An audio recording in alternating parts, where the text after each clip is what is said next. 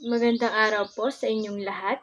Ako po si Cherry Ann Belialba at ang aking report ay tungkol sa mga katangian ng mga akda sa panahon ng Hapon. Una dito yung maritimpi ang pagpapahayag ng paksa. Sa aspektong pampanitikan noong panahon ng Hapon, ang pagtitimpi ay ang sining ng hindi pagkasabi ng lahat. Ang isang akda ay hindi maraming sinasabi na salita. Maikli lang pero may laman ang mga sinasabi.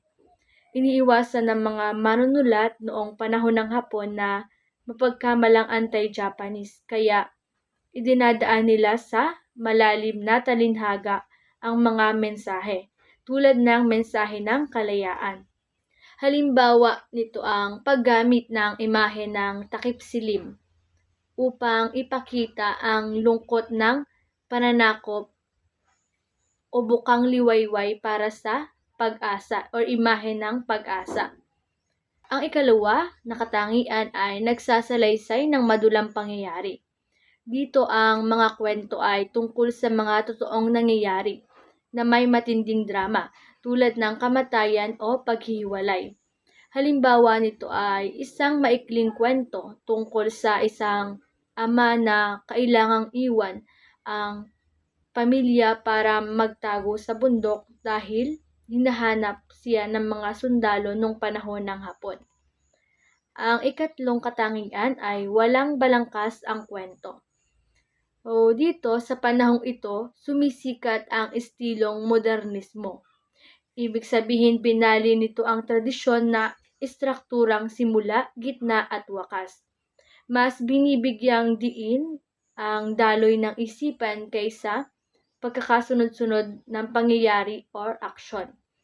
Halimbawa nito yung maikling kwentong Lupang Tinubuan ni Narciso Reyes na nakatuon sa obserbasyon at damdamin. Hindi siya nakatuon sa pagkakasunod-sunod ng pangyayari, kundi sa damdamin ng tauhan. At ang huli ay ang paksa ay nauukol sa iba't ibang karanasan sa buhay ng tao. Ito po yung kasunod na katangian. Dito, lumawak ang saklaw ng panitikan. Hindi lamang ito romantiko.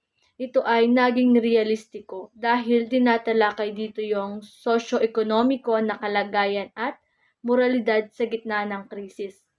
Halimbawa ay yung pagtatalakay sa pakikipagsapalaran ng mga taga Maynila na lumikas patungo sa mga probinsya upang makaiwas sa labanan. At ang kasunod pong katangian ay gumagamit ng payak na pangungusap kaya madaling maunawaan. Ang katangian ng akdanon ay ito, simple lang ang salitang ginagamit para mabilis maintindihan dahil iniiwasan ang mabubulaklak at maniligoy na salita. Gusto ng mga Hapon no na itaguyod ang Tagalog bilang wika ng bayan. Kaya dapat itong masalamin sa paraang madaling maunawaan ng mga ordinaryong tao. Kaya pinasisimplihan lang nila yung mga salita na ginagamit nila sa kanilang akda para madaling maunawaan. Bawa yung impluensya ng mga Hapon sa maikling tula gaya ng haiku na may 575. Ito ay nagturo sa mga Pilipino na maging matipid sa salita, ngunit malawak ang kahulugan. At dumako naman po tayo sa tema ng panitikan sa panahon ng Hapon. Una ay sumesentro sa buhay sa lalawigan o pagkasaka o pangingisda. Ito ay tinatawag itong lunti ang bukid. Gusto ng mga Hapon noon na bumalik ang mga tao sa probinsya para magtanim at huwag mag-isip ng gulo sa lungsod. Kaya sinulat nila yung may tema ng sa pangingisda o pagsasaka. Ang ikalawa ay ugali ng mga Hapon na pagiging tapat sa kanilang bansa at pagkakaroon ng dangal sa sarili at bansa. Dito ay itinuturo sa mga akda ang disiplina at pagmamahal sa sariling bansa na gusto ng Hapon ay pabor sa kanila at ginagamit ng mga Pilipino para sa sariling nasyonalismo. At ang kasunod naman na tema ay pagmamahal sa kultura at inang bayan. Maganda po itong temang ito dahil ito ay, nung panahon na ito, binuhay ang pagka-Pilipino. Dahil bawal ang impluensya ng mga Amerikano. kita sa mga akda ang mga tradisyong Pilipino. Dito binuhay yung mga tradisyon natin bilang Pilipino. Halimbawa ay yung isang sanaysay na nagpapaalala sa mga kabataan na huwag ikahiya ang pagsasalita ng Tagalog dahil ito ang ating nakagisnan bilang Pilipino. At ang pagsusuot ng barong saya. Ang ikasunod naman po na tema ay pagdurusa at pag-asa. Ito ang pinakasentro ng damdamin, ang pagtitiis sa gitna ng digmaan habang umaasa na darating din ang kalayaan.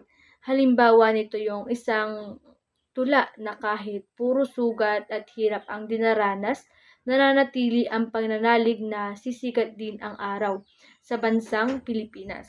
So dito sa temang ito na may pagdurusa at pag-asa. Sa pagdurusa kung saan sinakop ng mga Hapon ang Pilipinas. At yung pag-asa na sinulat nila na may tema kung saan magkakaroon ng bagong pag-asa ang mga Pilipino na balang araw ay sisikat din ang araw. Yun lamang po ang aking report at maraming salamat.